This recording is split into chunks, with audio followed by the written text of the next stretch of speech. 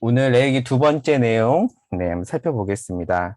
레위기 1장 3절에서 9절까지 말씀을 제가 좀 빠르게 한번 읽어볼게요. 그 예물이 소의 번제이면 흠없는 수컷으로 회막문에서 여호와 앞에 기쁘게 받으시도록 드릴지니라. 그는 번제물의 머리에 안수할지니 그를 위하여 기쁘게 받으심이 되어 그를 위하여 속죄가 될 것이라. 이렇게 좀 건너뛰어 볼게요.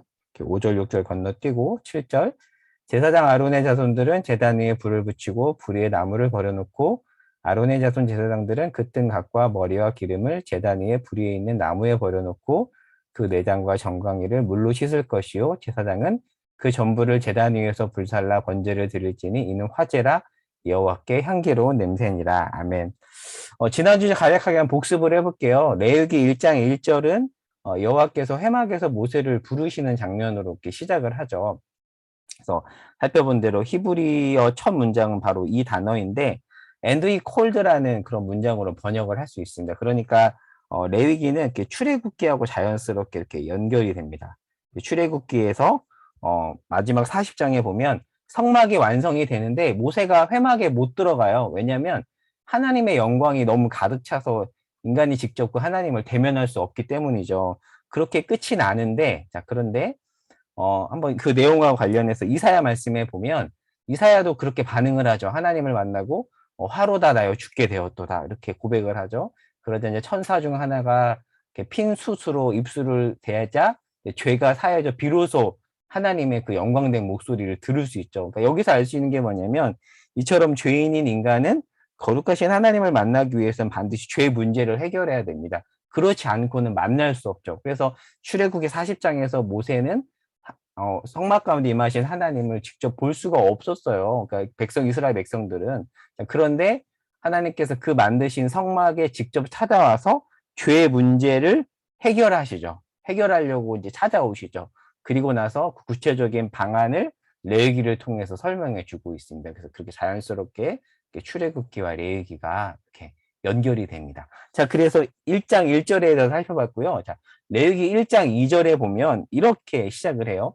자, 이스라엘 자손에게 말하여 그리고 너희 중에 누구든지 그리고 드리려거든 요 세 가지 표현을 한번 볼게요. 자, 이스라엘 자손에게 말한다고 하는데 왜 이 표현이 중요하냐면 우리가 이제 레위기는 제목이 주는 선입관 때문에 하나님께서 제사장에게 주로 하는 말씀이라고 생각을 하지만 물론 제사장에게 주는 내용도 있지만 대부분은 이스라엘 전체 회중을 향한 말씀입니다. 그래서 레위인에게 말하지 않고 이스라엘 전체 회중에게 말씀을 하시죠. 그리고 누구든지라고 되어 있는데 제사는 레위기를 쭉 보면 알겠지만 누구든지 드릴 수 있었습니다. 특별히 고대 근동 사회는 굉장히 남성 중심적인 사회였죠. 그래서 여자는 정족수에도 들어가지 않았고 선거권도 없었습니다. 그런데 레위기에 보면 이 가부장적인 사회에서 여자도 스스로 제사를 드릴 수 있습니다.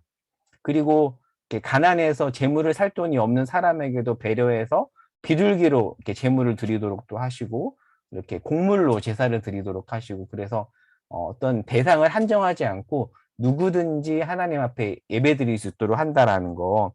이 표현 안에 담겨 있는 의미이고요. 그리고 드리려거든이라는 표현이 있는데 제사의 출발은 여기서 알 수 있듯이 기본적으로 자원입니다. 물론 5대 제사 중에서 속죄제와 속건제는 의무제이지만 제사를 드리려는 기본적인 그 출발점은 자원입니다. 그러니까 하나님은 우리가 억지로 뭔가를 드리기 원치 않으시죠. 그래서 고린도후서 7장 9장 7절에 보면 이런 말씀이 있죠. 각각 그 마음에 정한 대로 할 것이요 인색함으로나 억지로 하지 말지니 하나님은 즐겨내는 자를 사랑하신다. 하나님은 우리의 어떤 자발성을 받으시는 분이시죠. 자, 이제 뭐, 한번 좀 더 구체적으로 살펴보면, 번제는 1장 3절에서 17절과 6장 8에서 13절 이렇게 두 부분에 이렇게 언급이 되어 있는데, 5개의 제사 중에서 가장 기본적인 포멀한 제사입니다. 번제는 영어로 하면 burnt offering인데요. 한자로도 태울 번자를 써요. 그래서 영어하고 한자하고 이렇게 발음이 비슷하죠. 그래서 영어 표현도 태우다라는 그런 의미가 있습니다. 그러니까 번제는 기본적으로 이렇게 가죽을 제외하고 싸그리 태워버리는 제사입니다. 가죽 제외입니다. 가죽을 빼고 다 태워지는 제사인데 히브리어로는 올라라고 해요. 근데 되게 신기한 게 뭐냐면 이 올라라는 히브리어가 한글로 올라가다는 뜻이에요. 그러니까 히브리어고 한글하고 의미가 비슷한 거죠. 왜 올라가다라는 뜻이냐면 다 태우고 나면 연기가 하늘로 올라가잖아요. 그래서 이렇게 히브리어로 표현을 합니다. 그래서 번제에는 크게 두 가지가 있는데 아침 저녁으로 수시로 드리는 상번제가 있고요. 그리고 어떤 특별할 때 드리는 기본 번제가 있습니다. 그래서 1장의 기본 규례가 소개되어 있고 6장에 가면 이제 제사장을 위한 추가 규례가 있어서 번제에 대해서 제대로 이해하려면 기본적으로 1장과 6장 이 부분을 같이 그리고 플러스 다른 어떤 번제에 대해서 언급하는 다른 구약 성경까지 같이 합쳐서 봐야지 번제가 어떻게 드려지는지를 총체적으로 이해할 수가 있습니다. 이렇게 설명을 했고요. 자, 번제 제물은 세 가지죠. 소, 그리고 양이죠. 그리고 염소입니다. 이렇게 세 가지가 기본적인 제물인데 이 그림에서 알 수 있듯이 기본적으로 수컷을 하나님이 원하십니다. 그리고 여기서도 이렇게 표현되어 있지만 어떤 수컷이냐면 흠없는 수컷입니다. 자, 그럼 왜 하필이면 하나님이 수컷을 원하셨는가? 이제 뒤에도 나오지만 왜 수컷을 원하셨을까요? 수컷이 암컷보다 더 뛰어나서 그렇다기보다는 일단 이 당시에 암컷은 좀 더 비쌌대요. 왜냐하면 암컷은 새끼를 낳잖아요. 그래서 수컷을 받았다라는 그렇게 주장하는 학자들도 있고 이 당시가 아무래도 가부장적인 사회다 보니까 제의적으로 수컷을 조금 더 우월하게 보는 관점이 있었기 때문에 뭐 남자가 여자보다 우월하다 뭐 그런 차원이 아니라 그 당시 어떤 세계관에 따라서 좀 더 낫다라고 여겨진 수컷을 이렇게 제물로 받았다 뭐 이렇게 해석을 하기도 합니다. 가난한 사람의 경우에는 이렇게 비둘기를 드려도 하나님은 똑같이 소나 양이나 염소와 똑같이 받으셨습니다. 그래서 흠없는 수컷, 소나 양과 염소 중에서 이것을 기본적인 제물로 받으십니다. 그래서 쭉 설명이 되어 있죠.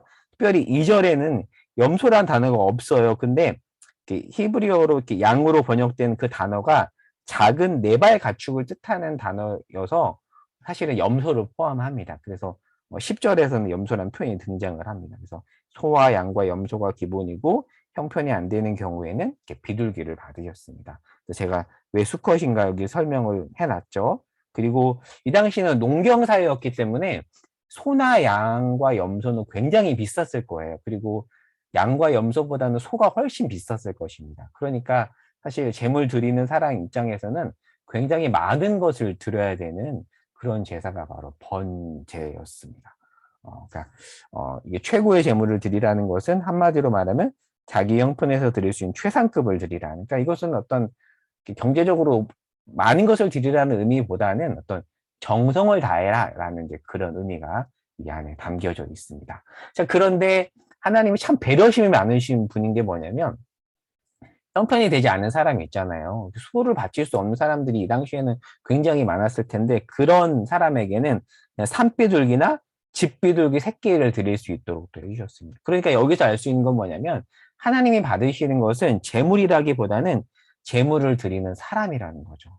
그래서 산비둘기도 드리는 이에 따라서 하나님은 그 비둘기가 황소가 될 수도 있는 그래서 이렇게 표현했죠. 드리는 이의 마음에 따라 황소 같은 비둘기가 될 수 있습니다. 여러분 혹시 그 찬양 아세요?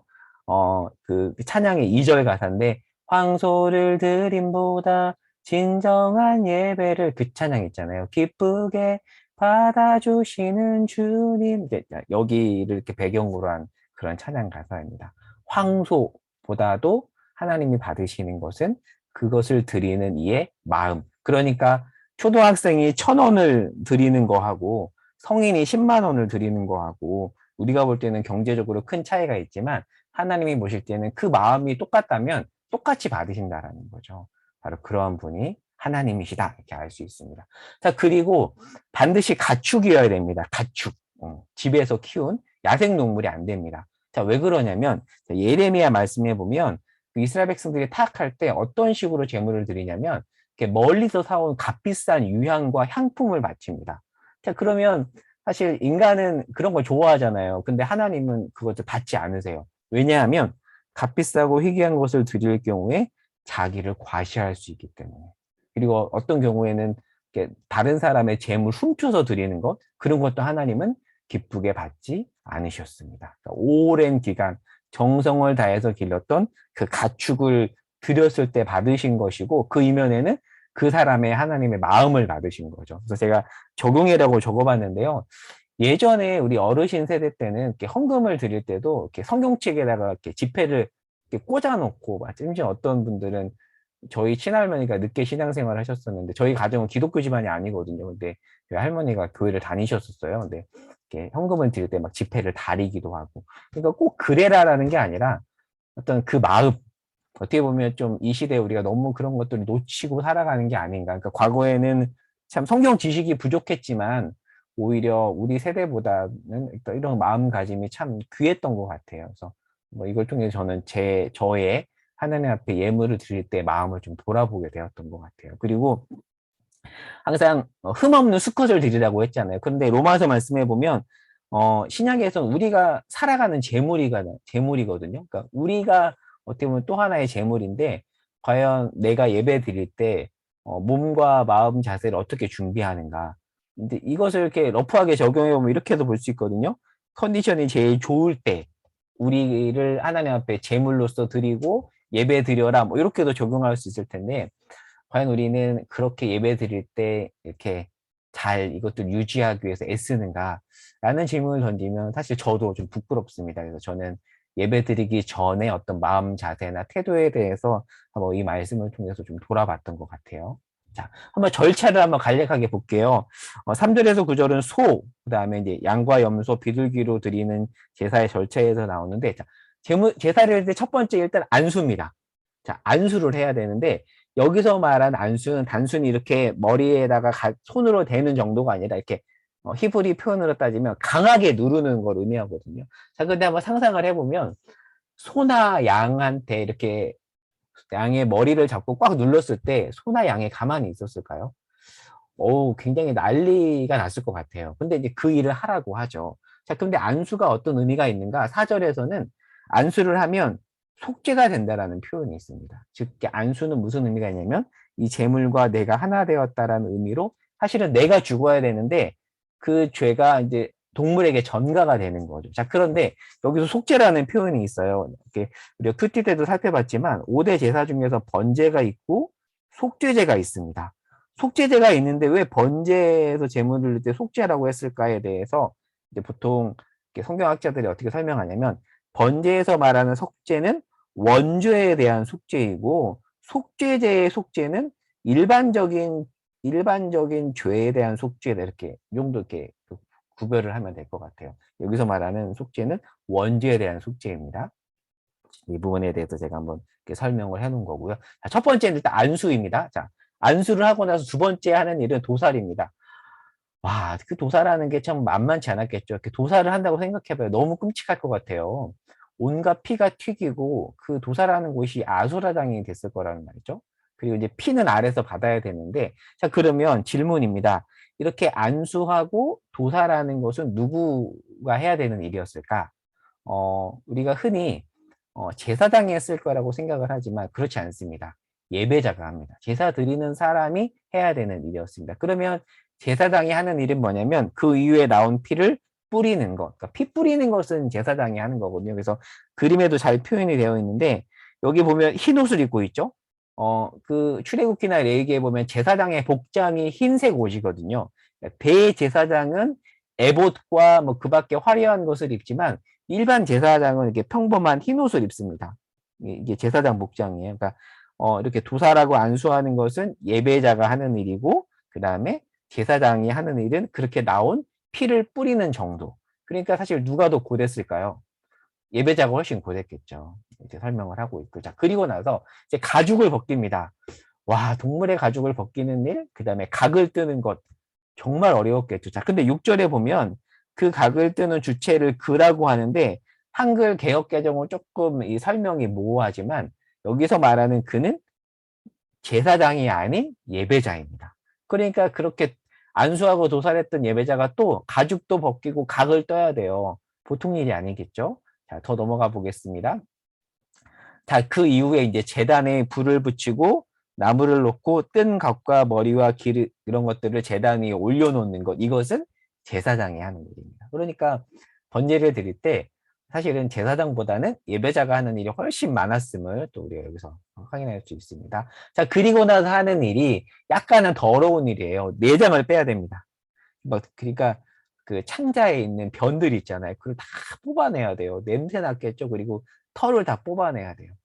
근데 이거를 누가 했는가? 이 역시 예배자가 하는 일이었습니다. 자, 그리고 나서 제사장은 그 모든 것들을 가죽 빼고, 그러니까 번제는 이 번트잖아요. 다 태우는 건데 하나 빼고 다 태웁니다. 유일하게 가죽을 빼고 다 태워요. 그래서 자, 그럼 왜 가죽을 뺐는가에 대해서 어떤 학자는 가죽을 태우면 냄새가 너무 났기 때문이다라고 설명을 하기도 하더라고요. 그러니까 가죽을 빼고 전부 다 태워버립니다. 그렇게 태우는 일은 제사장이 합니다. 자, 그렇게 해서 태웠을 때 연기가 막 올라가겠죠. 그래서 아까 히브리어로 번제를 올라라고 한다고 했잖아요. 연기가 이렇게 올라간다라는 의미인데, 그렇게 연기가 올라가면 그 향기를 하나님이 기쁘게 받으심으로 번제가 끝을 냈습니다. 자, 그런데 그 이후에 이제 양과 염소의 번제 절차가 나오는데 소와 큰 차이가 없고요. 다만 이렇게 잡는 장소가 조금 다르게 언급될 뿐입니다. 자, 그러면 왜 다른지에 대해서는 사실은 성경이 구체적으로 설명하지 않고 추정하기에는 이렇게 서로 다른 종류의 제물을 다른 곳에서 드릴 수 있도록 이렇게 배려한 게 아닐까, 뭐 이 정도 추측해 볼 수 있고요. 소는 굉장히 부유층에 드릴 수 있는 제물이라면 양과 염소는 한 중산층 정도가 드릴 수 있는 예물이고, 그마저도 형편이 안 되는 사람들은 비둘기로 제물을 드릴 수가 있었습니다.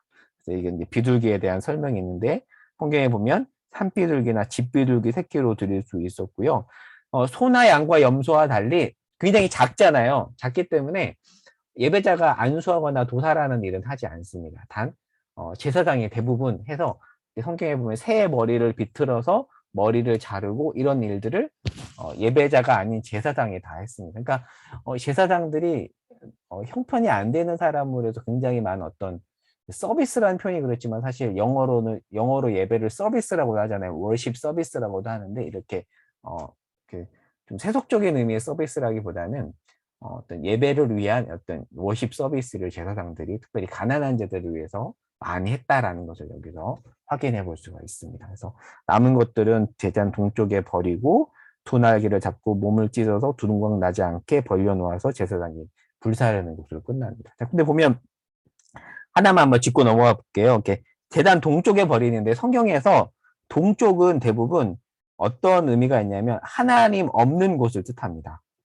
그래서 성소도요, 성소의 문도 서쪽을 향합니다. 보시면 알겠지만. 그리고 여러분, 아담과 하와가 타락하고 가인의 후손들이 어디로 가죠? 타락 이후에 에덴의 동쪽으로 가죠. 그리고 에스겔서에서 보면은 우상 숭배하는 자들이 어디를 향해서 이렇게 제사를 드리냐면 동쪽을 향해서 드립니다. 그리고 바벨탑이 지어진 곳이 어디죠? 신할 평지 동방이라고 되어 있죠. 동방. 그래서 성경에서 말하는 동쪽은 하나님 없는 곳을 뜻합니다. 그래서 이렇게 이런 것들을 버리는 곳도 제단 동쪽이라고 하는데, 그냥 임의로 적은 것이 아니라 성경에는 이렇게 좀 의미가 있습니다. 그래서 동쪽과 서쪽 그런 데 의미가 있다. 뭐 그냥 나온 길에 한번 간단하게 한번 짚고 넘어가 보고요. 비둘기는 소나 양과 번제 효과가 동일합니다. 사람은 사실 겉모형과 크기를 보지만 하나님은 그렇지 않으십니다. 사실 사람은 뭐 교회만 해도 교회가 얼마나 큰가, 뭐 사람이 얼마나 많이 모였는가 보지만 하나님은 다르다. 그래서 저는 이렇게 생각해요. 우리 새가정부가 지금 온라인으로 이렇게 모이지만 하나님 오실 때는 지금 우리가 100만 명이 모인 거예요. 이렇게 온 예배당이 꽉 차서 우리가 지금 하나님 앞에 일종의 이것도 예배라고 할 수 있잖아요. 공예배는 아니지만 하나님 보실 때는 저는 우리가 이렇게 모여서 같이 나누는 것을 뭐 100명, 200명이 모이는 것 그 이상으로 기뻐 받으신다라고 생각을 합니다.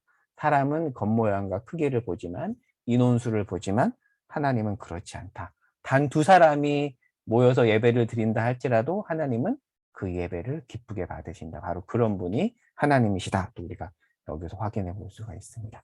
추가 규례가 6장에 나오는데 6장은 특별히 제사장을 위한 추가 규례입니다. 그래서 제사장이 어떻게 해야 될지에 대해서 특별히 하체를 가리라고 되어 있는데 이방 신전에서는 약간 그 성적인 의미들이 많이 있었거든요. 이방 제의에서는. 그래서 일부러 이게 이 하체를 가린다고 했을 때 이 하체라는 표현이 완곡하게 표현했지만 사실은 이렇게 솔직하게 번역을 하면 이렇게 생식기를 뜻하는 의미가 있거든요. 그러니까 이방 신전에서는 그런 식의 행위들이 있었대요. 제사장이 일부러 하체를 드러내서 사람의 시선을 끄는. 그래서 그 고린도에 가면 아프로디테 여신 신전 있잖아요. 음란한 그 그리스 신화에서는 아프로디테지만 로마 신화에서는 비너스잖아요. 그래서 아프로디테 신전의 제사에 가면 굉장히 음란했다고 해요. 그래서 제사장들이 일부러 막 이런 것들을 되게 더 추구하고 사람의 시선을 끌기 위해서 이런 어떤 자극적인 것들을 많이 했는데 너희는 그런 어떤 이방 제사와 달라야 된다라는 차원에서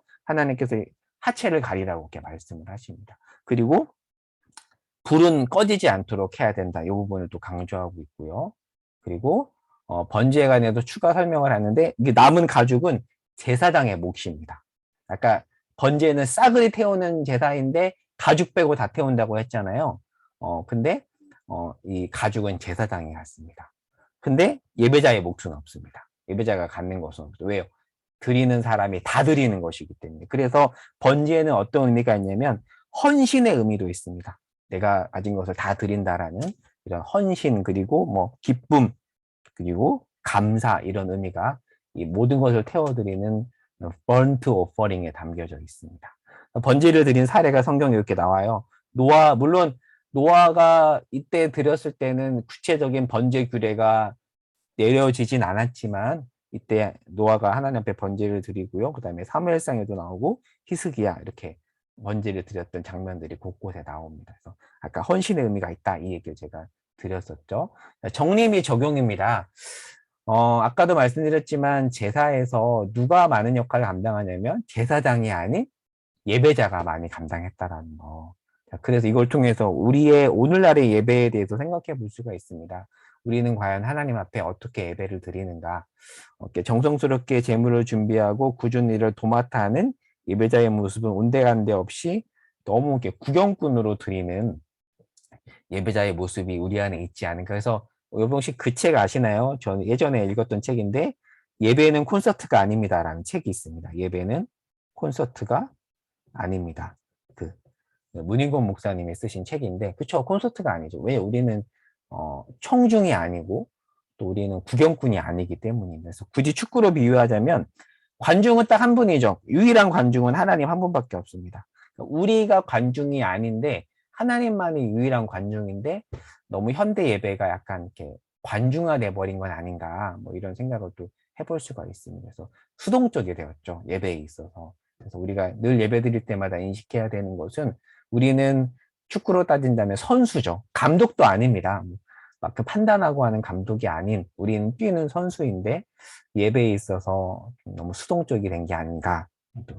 저도 한번 그 부분에 대해서 생각을 해봤고요. 레일기를 전공한 김경렬 교수님이 있습니다. 총신 출신이시고요. 그 남아공에서 레일기로 박사학위를 받으신 교수님이시거든요. 이번에 책을 제가 요즘에 계속 읽고 있는데 한번 이 책에 나온 내용을 한번 제가 읽어볼게요. 예배란 하나님께 자기 자신을 제물로 바치는 시간임을 기억해야 한다. 즉 예배자는 예배 현장에서 가장 먼저 자기 자신을 죽여야 한다. 짐승을 조살하고 피를 받는 과정이다. 그리고 예배자는 자기 고집과 자아를 모두 조각내고 마음을 부수어야 한다. 이는 각득이 작업에 해당한다. 나아가 예배자는 하나님 앞에서 지난 한 주간에 지은 모든 죄를 고백해야 한다. 자신의 더러운 내면을 씻어내는 과정으로 이는 내장 씻기와 정강이 손질에 해당한다. 그러고 나서 자기 자신을 하나님께 온전히 제물로 바쳐야 한다. 짐승을 제단 부리에서 태워 바치듯이 자기 자신을 바치는 것이다. 이것이 온전한 번제다. 이 모든 일이 예배자의 몫이다. 이것이 제사가 오늘날 우리에게 주는 예배의 교훈이다. 이제 자신에게 물어보자. 나는 하나님 앞에서 몇 점짜리 예배자인가? 우리 스스로를 좀 돌아볼 수 있겠죠. 사실 이렇게 본다면 어떻게 보면 예배는 일주일 동안 준비되는 것 같아요. 그러니까 다음 주일 예배가 오늘부터 준비되는 거죠. 왜요? 우리가 번제물로서 이렇게 준비되고 삶이 준비되고 이렇게 기대함으로 기도한다면 예배는 한순간 이벤트로 끝나는 것이 아니라 쭉 연장성산에 있다라는 것도 이렇게 알 수가 있습니다. 사실 우리는 지나치게 찬양과 설교자의 설교가 어떠한가에 주목을 하죠. 물론 중요합니다. 하지만 그것은 그 담당자의 몫인 거죠.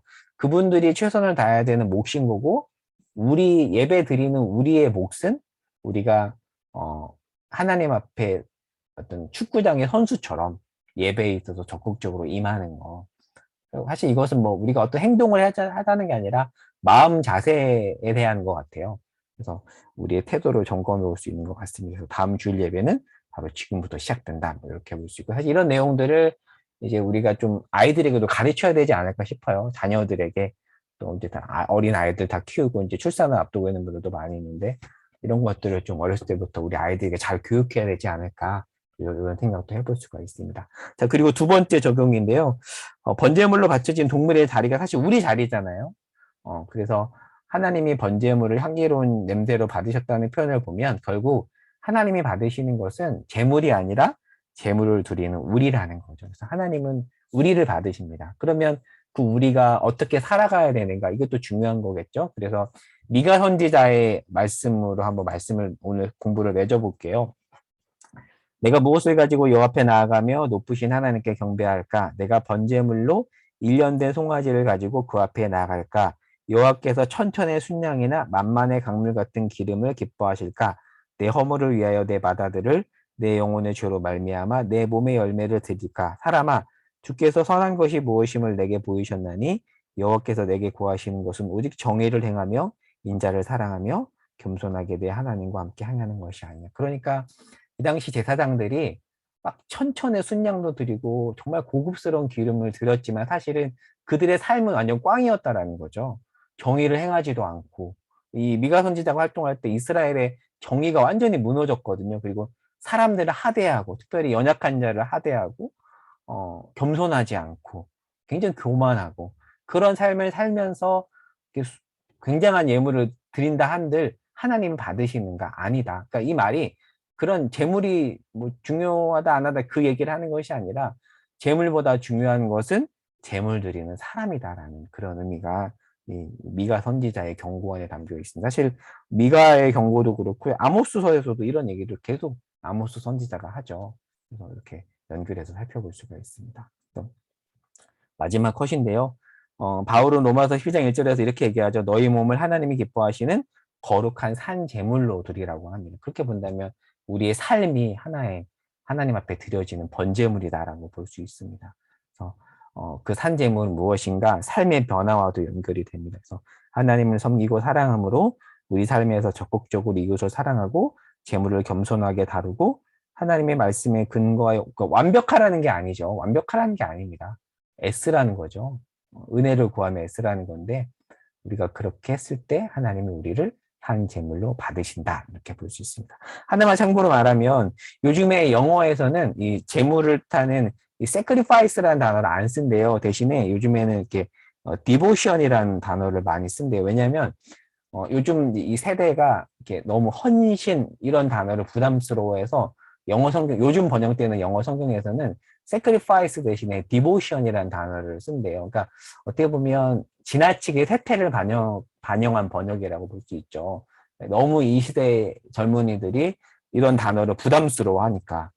자, 그렇다면 가르치지 말아야 되는가? 또 그건 아닌 것 같아요. 우리가, 네, 어렵지만, 우리 다음 세대들에게, 어, 잘, 이런 어떤 가치들, 디보션, 산 재물, 희생, 이런 단어들을 또 잘 가르쳐야 되는 것 같습니다. 그래서 우리의 몫인 것 같습니다. 우리가 먼저 삶으로 또 이것들을 보여줘야겠죠. 그래서 또 그런 내용들을 또 여기서 정리해 볼 수 있고요. 소그룹 나눈 질문 두 가지입니다. 첫 번째는 가벼운 질문이에요. 한번 아까 우리 최민자님께서 함께 나누고 싶은 찬양 나눠주셨는데 다 안 하셔도 됩니다. 혹시나 함께 나누고 싶은 찬양이 있다면 한번 이렇게 소개해 주시고요. 두 번째 질문이 핵심인데, 우리는 몇 점짜리 예배자일까? 자책하라는 게 아닙니다. 한번 예배를 향한 우리의 태도의 변화가 있기를 소망하면서 함께 한번 서로를 돌아보면서 한번 나눠보면 좋을 것 같아요. 과연 나는 몇 점짜리 예배자인가? 꼭 점수를 매기라는 그런 차원이 아니라 한번 이 질문을 가지고 우리의 예배 드리는 태도, 또 예배를 향한 마음, 뭐 이런 것들을 좀 돌아보는 시간을 가졌으면 좋겠습니다. 그래서 오늘 공부는 여기까지 하고 한번 이후에 한번 나눠 보도록 하겠습니다. 네.